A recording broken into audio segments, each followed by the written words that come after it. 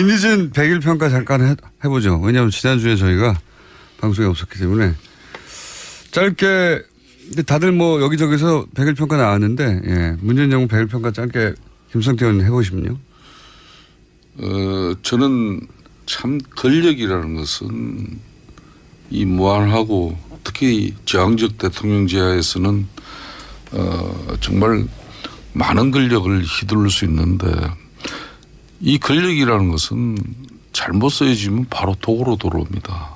특히 대한민국 같이 이런 분단된 체제 하에 또 많은 산업화 민주화를 이렇게 거치면서 사회적 갈등이 늘 소재하고 있는 이런 국가에서 이 저항적 대통령의 지위는 상당히 중요한 것이죠. 뭐 그런 측면에서 국민들을 시원하게 해준 그런 대통령의 정치적 판단이 뭐 좋은 이렇게 정책으로 이어지는 경우도 있지만은 너무 섣부르고 너무 인기 영합적인 그런 지금 체제로 흘러가는 것은 이거는 심각한 문제다. 대통령의 말 한마디는 주워 담을 수도 없습니다. 장관이 뭐 어떤 약속을 하고 선심성 정책을 베풀어서 후에 재정적 설계를 하고 예산 문제를 챙겨보면 그게 아니다 그러면 주워 담을 수가 있지만은 대통령이 한마디 하면 주워 담지도 못해요. 그러니까 지난 100일 동안 대통령께서는 너무나 많은 선심 정책 펼친 것이고 두 번째는 사회적 갈등을 이제 이걸 치유하고 덮는 그런 역할을 대통령이 해야 되는데 어떻게 보면은 사회적 갈등이 양산되어지고 또 그로 인해서 사회가 분열 갈등 대립으로 이어질 수 있는 그런 국정 통치 운영 형태는 이거는 상당히 심각한 거죠.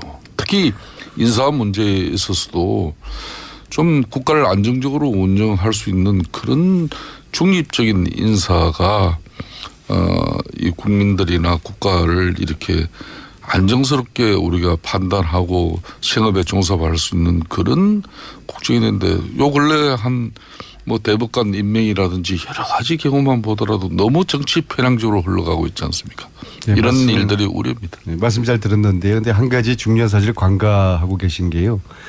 이 정부는 인수위원회 없이 출범을 했거든요. 그러니까 지난 100일은 실질적으로 앞으로 5년에 대한 인수위원회 준비 역할과 동시에 이제 집행이 된 이제 그러한 특성을 가지고 있습니다. 그런 거를 감안하면은 100일에 이제 큰 대가 없이 준비하는 그런 상황이었다는 말씀드리고요. 선심 정책은 건보 보장성 강화 이런 거 말씀하시는 거죠? 네. 뭐 그런 것뿐만 아니죠.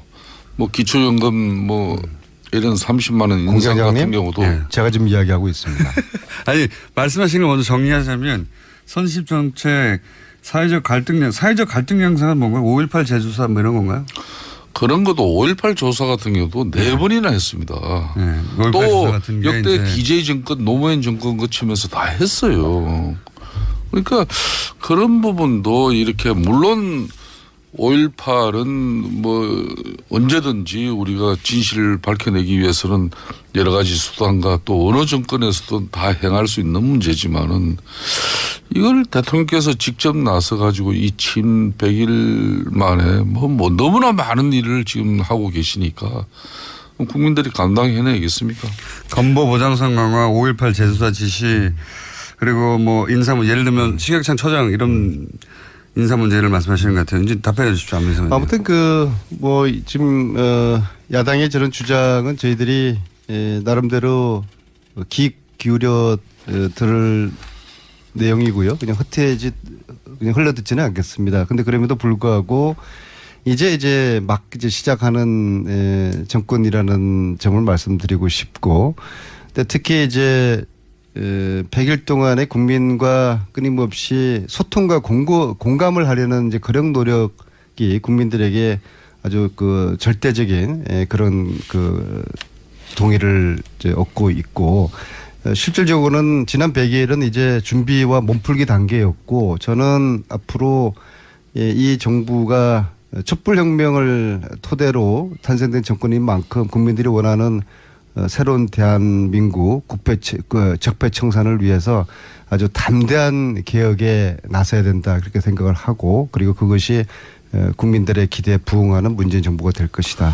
그렇게 보고 있습니다. 그러니까 좀 전에 안민석 의원께서도 적폐 청산 얘기를 했습니다마는 뭐 이 촛불에서 비롯된 그런 최순실 국정농단에서 비롯된 이런 뭐 여러 가지 국가 운영이 잘못되고 바로 잡아야 될 거 이거 반드시 바로 잡아야 되죠. 그렇지만은 이 적폐 청산이라는 미명하에 과거 정부 과거 캐기에 몰두하고 또 자기들의 또 이념이 다른 모든 세력을 적폐로 규정해서 이걸 정치 보복하려는 그런 행태로 보이는 것은 이거는 국민 대통합 사회 통합을 위해서로도 저는 맞지 않는 거죠. 이 방송 문제 지금 방송을 하고 있으니까 이 공영 방송 문제도 마찬가지예요.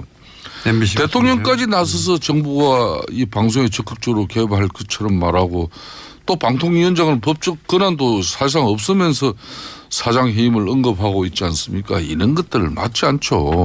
반론에 제가 또다시 알베르 까미 이야기를 해야 되겠네요. 어제 범죄를 용서하는 것은 내일의 범죄에 용기를 주는 것이다. 이 정도로 저는 하겠습니다. 끝입니까? 구체적인 이 반론은 정도로 하겠습니다. 네. 구체적인 반론 준비가 안 되신 거 아닙니까? 좀 품격 있게 제가 이 언론을 길들이고 방송을 장악하는 그런 시도는 역대 어느 정권마다 있었다는 것은 저는 부인할 수 없는 사실로 보고 있어요. 하지만 과거 그 정권들 다 그 말로들이 얼마나 불행했습니까? 그래서 저는 문재인 정권만은 정말 당당하고 정의롭게 그리고 뭐 그렇지 않아도 국민들하고 소통하면은 국정 운영하는데 저는 큰 애로 없다고 봅니다. 굳이 뭐 언론의 힘을 뭐 비정상적으로 빌어서 그럴 국정 운영할 그런 계제도 아니고. 근데 지금 차이는 좀 있지 않습니까? 과거하고. 예를 들어서 과거에는 정권이 이제 KBS 사장을 찍어냈으면 이번에는 KBS나 MBC의 내부 구성원들이 갈아야 된다고 이렇게 나선 게 차이가 있지 않습니까? 과거에도 보면은 MB 때도 정년주 사장 KBS 그죠? 네. 뭐 그 인위적으로 이렇게 교체한 그 모양새가 MB 정부가 결국 뭐 이 좋게 마무리되지 않았잖아요. 아니, 제 말은 뭐냐면 그때하고는 다르게 그때는 위에서 눌렀는데 지금은 구성원들이 자사의 사장을 이 사람하고 같이 일을 못한다고 하는 거는 그러니까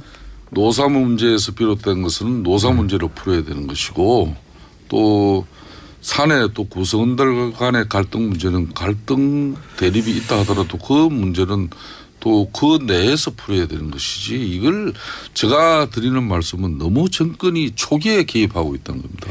그러면 누가 봐도 그 노조의 정당한 주장도 이거는 정권하고 결탁한 목소리가 아니냐 이런 의아심도 가지겠죠. 그거는 과거에 자유한국당이 그래왔기 때문에 그렇게 보시는 거 아니에요? 또 이렇게 아니 근데 제가 이렇게 야당의 이 평가나 주장을 이렇게 보면서요 두 가지 제가 좀 말씀드리고 싶은 게 첫째는 세 가지 말씀하실 것 같은데. 첫째는 이게 정치가 자기가 잘해서 점수를 얻으려고 하는 정치가 있고 남을 깎아내려서 점수를 얻으려는 정치가 있는데 지금처럼 자기들은 대안이나 별 하는 역할 없이 자꾸 상대를 혹독하게 비판해서 국민들의 마음을 얻으려고 하는 이 정치로서 선거하지 못할 것 같고요. 그다음에 두 번째로는 지금은 국민들의 다수 80% 이상이 문재인 정부를 지지하지 않겠습니까? 70%에서 80% 사이. 네, 그 다수의 지지 속에는 국가를 제대로 만들어 달라는 거거든요. 적폐를 청산하고 국가 개혁을 해달라는 거기 때문에 저는 이 시점에서 야당은 여당과 함께 여야 또 문재인 정부와 함께 선의의 개혁 경쟁을 해서 국민들에게 마음을 얻으려는 그런 정치를 해야지 야당도 스스로의 공간을 더 넓혀 나갈 수 있다는 그런 저는 충고를 드리고 저는 안민석 의원의 말씀을 대체로 다 공감합니다. 뭐 사실상 지금 대한민국은 이런 보수의 큰 위기지 않습니까? 사실상 이 보수의 위기라고 그러는데 저는 보수의 위기라고 보지 않습니다. 자유한국당이 큰 위기지 보수의 위기. 자유한국당이 대변하는 보수하고 다른 보수는 어디 있습니까? 그러니까 바른정당이 있지 않습니까? 자유한국당이 국민들에게 신뢰와 또 지지를 확보하지 못하고 있는 것은 그만큼 최순실 국정농단으로 비롯된 대통령 탄핵까지 이루고 또 촛불에 의한 또 정권 교체까지 이루어졌지만 아직까지는 우리가 정신을 못 차리고 있다는 거거든요. 그 정신을 못 차렸다는 것은 우리가 변화하고 계획하지 못한다. 핵심하지 누구 못하고. 때문입니까? 정신을 못 차리고. 그러니까 이런 전체적으로 문제인데. 아니 친박 청산 못 하고 있죠. 또 최순실 재산몰수특별법 전부 다 지금 뭐, 그러니까 뭐 반대 내지는 뭐 이런저런 핑계로 그러니까 동의하지 않고 있지 않습니까? 제가 지금 이런 안민석 것들을 하셔야지 의원이 국민들의 마음을 바로 얻는 지적했듯이 국민적 신뢰와 지지도 이렇게 뒷받침되지 않는 야당이 무슨 뭐 정권 비판하냐 솔직히 조금 전에 그 이야기거든요. 그런데 역설적으로 또 이야기하면은 문재인 정권도 사실상 이게 최순실 국정농단에서 비롯된 행편없는 국정 운영의 결과가 은혜적으로 수혜적으로 문재인 정권이 이렇게 탄생한 부분도 있습니다. 그러니까 야당으로서 민주당이 정말 정권을 이렇게 수권 정당이 되기 위해서 이렇게 열심히 노력한 부분도 있지만은 그것보다는 박근혜 대통령과 당시 새누리당인 저희들이 잘못해서 한마디로 정권을 가져간 겁니다. 그렇기 때문에 제가 문재인 정권 100일을 평가해달라고 말씀하시니까 드리는 말씀은. 그러니까 저희들을 자꾸 깎아내리는 하지 말고 좀 잘하려고 한번 해보세요. 정권 가지고 너무 국정운영 즐기지 말라는 거예요. 이 권력 가지고 즐기면요. 이거 오래 가지 못합니다. 그러니까 인기 영합적 국정운영 형태는 위험하다는 거예요. 대통령 정치 그만해야 됩니다. 모든 게 지금 대한민국은 문재인 대통령 혼자만 있는 것이지 민주당 안민석 의원하고 김성태 의원하고 협의하고 또 합의해가지고 국민을 만족시키고 국민을 이해시키는 그런 정책이나 정치가 지금 없잖아요. 대통령 정치 이거 위험합니다. 언제까지. 친박 청산은 안 하세요? 그거는 우리 당에게 맡겨놓으세요. 그러니까 그런 거를 그거 할 국민들에게 거예요. 제대로 좀 보여주세요. 예. 근데 의원님 오래 가지 못할까 봐 걱정하시는 듯이 들리는데 이렇게 가면 오래 가지 못한다고 하시는데. 아닙니다. 저는 어떤 경우든 문재인 정권에 이렇게 하면 오래 갈까 봐 걱정하시는 거 아니에요? 아이고 오래 가는 게 좋아요. 잘해가지고. 그렇지만은. 예, 오래 가면은 자유한국당이 지급을 못하지 않습니까? 우리가 정권을 가지지 못하고 집권을 하지 못하더라도 대한민국 사회가 안정되고 경제적으로 발전을 하고 국민들의 삶의 질이 좋아지면은 굳이 뭐 야당이 정권을 잡아야 된다는 그런 게 어디 있습니까? 그러면은 마음에도 없는 지금 말씀을 이렇게 하셔요. 아니 이렇게 가면 오래 가지 못한다고 하니까 지금 그러면 이렇게 하도록 내버려 두셔야죠. 지금 사실상 문재인 대통령 너무 잘하고 있어요. 근데 그러니까 계속 잘할까 보는 거 아니에요? 너무 잘하려고 하면은 무리하게 됩니다. 아니 그러니까 우리도 잘할 테니까 야당도 잘하시고요. 무리하기를 기다리셔야 되는 거 아닙니까? 너무 잘하려면은 돈이 많이 들어요. 그러니까 그 돈이 많이 드는 게 이제 정치인이 한 사람으로서 걱정된다는 거죠. 이게 나중에 2년 3년 지나면 다 국민들 부담으로 돌아갑니다. 아니 그러면은 그때 인기가 대폭락하면 자유한국당이 좋은 거 아닙니까? 그러니까 가만히 내버려둬 잘한다. 자유한국당 지금 야당은 뭐 아까 안민석 의원 말씀하셨지만은 문재인 정권이 실패하고 또 정책적 오류를 이렇게 많이 남발하면은 그때 우리 국민들한테 또 기회를 맞이합니다. 네, 그러니까 내버려 두셔야죠. 계속 그렇게 하라고. 그러니까 그 안에 우리는 자성하고 또 반성하면서 혁신하고 기다리면 되는데. 네. 평가하시라니까. 또 제 말은 앞뒤가 안 맞지 않습니까? 그렇게 실수하면 우리한테 기회가 오는데 이렇게 가면은 이렇게 가는 게 실수한다고 자꾸 공격하시면 안 되죠. 이렇게 가면 실수면 내버려 두셔야죠. 아니죠. 내버려 두셔야지 빨리 망하죠. 실수도 이렇게 국민들 혈세가 낭비되고 국가 재정이 파탄나는 쪽으로 이렇게 잘하려고 하면 그거는 야당이 이야기를 해야죠. 그럼 좋은 실수도 있습니까? 좋은 실수 있죠. 지난번처럼. 네. 저 이순신 합참의장 퇴임할 때 대통령께서 해외여행 한번 못했다니까 그 아들 뭐 딸이 캐나다에 있으니까 그 항공권 끌어준 거 얼마나 저는 그 감동이었어요. 그게 무슨 실수인가요? 그런 거는 큰 돈 들이지 않고도 국민들에게 감동을 줄 수 있는 부분이 있는데 너무 요즘은. 근데 건보 보장성 강화 이런 거는. 그것도 좋죠. 해야죠.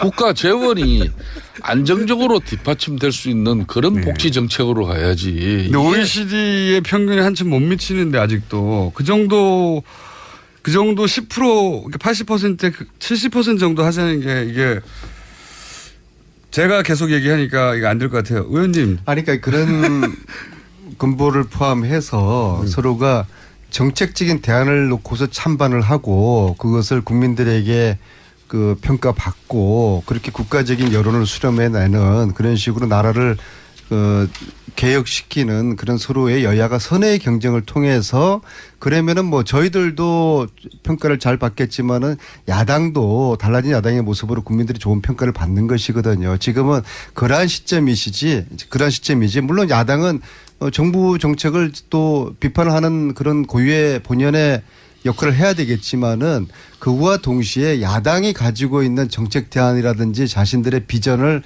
국민들에게 보여줌으로써 포인트를 얻어야 되는 거거든요. 근데 지금은 자신들의 비전이나 정책 이건 지금 너무 지금 소홀히 돼 있고 오로지 저희들을 문재인 정부를 깎아내리는 거에만 집중돼 있으니까 이것이 참으로 저는 좀 답답해요. 그래서 일정 부분 수용합니다. 네. 그러니까 저도 지금 하신 말씀을 좀 기교로 들을 테니까는요. 김성태 의원님이나 야당 측에서도 너무나 이 문재인 정부에 대한 그 깎아내리기식의 그런 입장 가지고만은 이게 국민들에게 야당이 지지를 얻기 어려울 거예요. 그리고 야당이 지금도 자유한국당이 107석을 가지고 있지만은 지지도가 15%에 머물러 있지 않습니까? 이것이 과거 저희들 야당일 때 15% 정도까지 내려간 적이 단 한 번도 없어요. 아무리 힘들어도 20% 정도는 유지를 했거든요.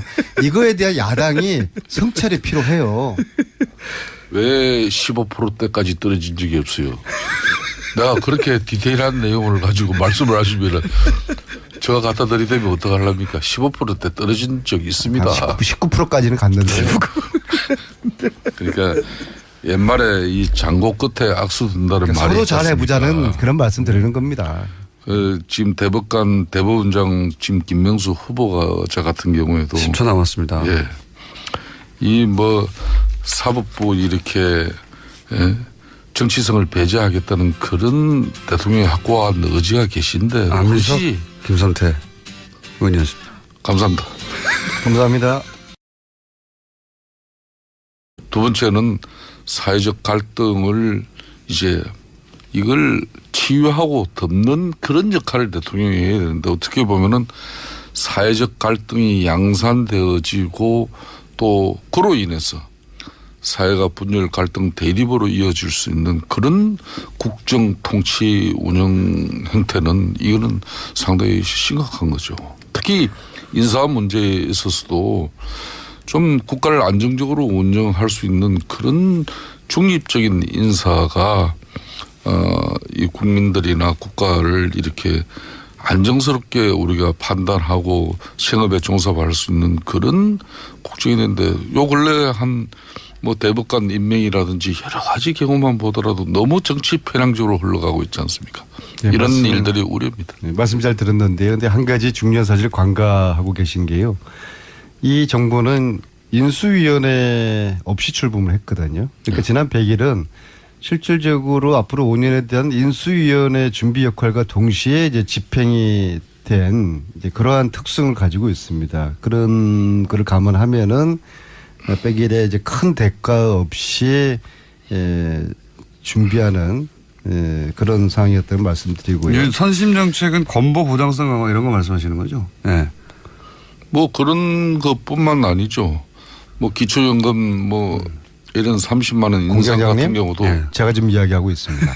아니 말씀하신 걸 먼저 정리하자면 선심 정책 사회적 갈등 양상은 뭔가 5.18 네, 나서야 된다 그렇게 생각을 하고 그리고 그것이 국민들의 기대에 부응하는 문재인 정부가 될 것이다 그렇게 보고 있습니다. 그러니까 좀 전에 안민석 의원께서도 적폐청산 얘기를 했습니다마는 뭐 이 촛불에서 비롯된 그런 최순실 국정농단에서 비롯된 이런 뭐 여러 가지 국가 운영이 잘못되고 바로 잡아야 될 거 이거 반드시 바로 잡아야 되죠. 그렇지만은 이 적폐청산이라는 미명하에 과거 정부 과거 캐기에 몰두하고 또 자기들의 이게 또 이념이 다른 모든 세력을 적폐로 규정해서 이걸 정치 보복하려는 그런 행태로 보이는 것은 이거는 국민 대통합, 사회 통합을 위해서로도 저는 맞지 않는 거죠. 이 방송 문제 지금 방송을 하고 있으니까 이 공영 방송 문제도 마찬가지예요.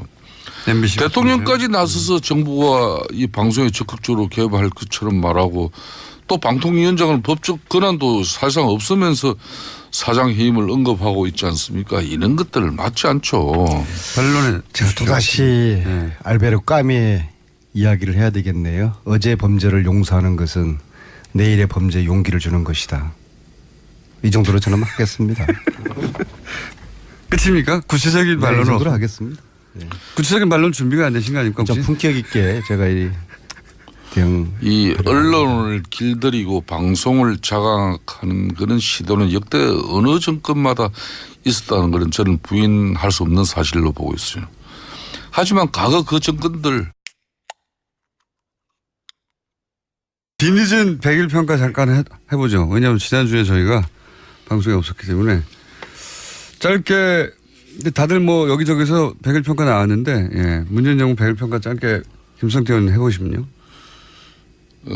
저는 참 권력이라는 것은 이 무한하고 특히 저항적 대통령제하에서는 정말 많은 권력을 휘둘릴 수 있는데 이 권력이라는 것은 잘못 쓰여지면 바로 독으로 돌아옵니다.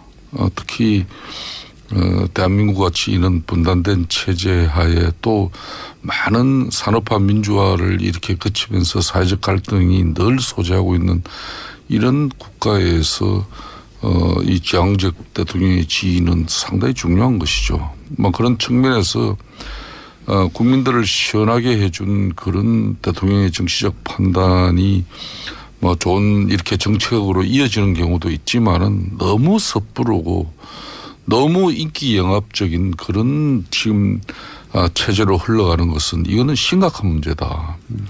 대통령의 말 한마디는 주워 담을 수도 없습니다. 장관이 뭐 어떤 약속을 하고 선심성 정책을 베풀어서 후에 재정적 설계를 하고 예산 문제를 챙겨보면 그게 아니다 그러면 주워 담을 수가 있지만은 대통령이 한마디 하면 주워 담지도 못해요. 그러니까 지난 100일 동안 대통령께서는 너무나 많은 선심 정책 펼친 것이고 조사 뭐 이런 건가요? 그런 것도 5.18 조사 같은 경우도 4번이나 했습니다. 네, 5.18 또 조사 같은 게 역대 이제 DJ 정권 노무현 정권 거치면서 다 했어요. 그러니까 그런 부분도 이렇게 물론 5.18은 뭐 언제든지 우리가 진실을 밝혀내기 위해서는 여러 가지 수단과 또 어느 정권에서도 다 행할 수 있는 문제지만은 이걸 대통령께서 직접 나서 가지고 이 침 100일 만에 뭐 너무나 많은 일을 지금 하고 계시니까 국민들이 감당해내겠습니까? 건보 보장성 강화, 5.18 재수사 지시 그리고 뭐 인사문 예를 들면 신혁찬 처장 이런 인사 문제를 말씀하시는 것 같아요. 이제 답변해 주십시오. 안민석 의원님. 아무튼 뭐 지금 야당의 저런 주장은 저희들이 나름대로 귀 기울여 들을 내용이고요. 그냥 그냥 흘러듣지는 않겠습니다. 근데 그럼에도 불구하고 이제 막 시작하는 정권이라는 점을 말씀드리고 싶고, 근데 특히 이제 100일 동안의 국민과 끊임없이 소통과 공감을 하려는 이제 그런 노력이 국민들에게 아주 그 절대적인 그런 그 동의를 이제 얻고 있고, 실질적으로는 지난 100일은 이제 준비와 몸풀기 단계였고, 저는 앞으로 이 정부가 촛불혁명을 토대로 탄생된 정권인 만큼 국민들이 원하는 새로운 대한민국 적폐청산을 위해서 아주 담대한 개혁에 다 그 말로들이 얼마나 불행했습니까? 그래서 저는 문재인 정권만은 정말 당당하고 정의롭게, 그리고 뭐 그렇지 않아도 국민들하고 소통하면은 국정 운영할 때 저는 큰 애로 없다고 봅니다. 굳이 뭐 언론의 힘을 뭐 비정상적으로 빌어서 그를 국정 운영할 그런 계제도 아니고. 근데 지금 차이는 좀 있지 않습니까? 과거하고. 예를 들어서 과거에는 정권이 이제 KBS 사장을 찍어냈으면 이번에는 KBS나 MBC의 내부 구성원들이 갈아야 된다고 이렇게 나선 게 차이가 있지 않습니까? 과거에도 보면은 MB 네. 때도 정년주 사장 KBS 그죠? 네. 뭐 그 인위적으로 이렇게 교체한 그 모양새가 MB 정부가 결국 뭐 이 좋게 마무리되지 않았잖아요. 그러니까 제 말은 뭐냐면 그때하고는 다르게 그때는 위에서 눌렀는데 지금은 구성원들이 그러니까 자사의 사장을 이 사람하고 같이 일을 못한다고 하는 거는 그러니까 노사 문제에서 비롯된 것은 노사 문제로 풀어야 되는 것이고 또 사내 또 구성원들 간의 갈등 문제는 갈등 대립이 있다 하더라도 그 문제는 또 그 내에서 풀어야 되는 것이지 이걸 제가 드리는 말씀은 너무 정권이 초기에 개입하고 있다는 겁니다. 그러면 누가 봐도 그 노조의 정당한 주장도 이거는 정권하고 결탁한 목소리가 아니냐 이런 의아심도 가지겠죠. 그거는 과거에 자유한국당이 그래 왔기 때문에 그렇게 보시는 거 아니에요? 또 이렇게 아니 근데 제가 이렇게 야당의 네. 이 야당의 이 평가나 주장을 이렇게 보면서요 2가지 제가 좀 말씀드리고 싶은 게 첫째는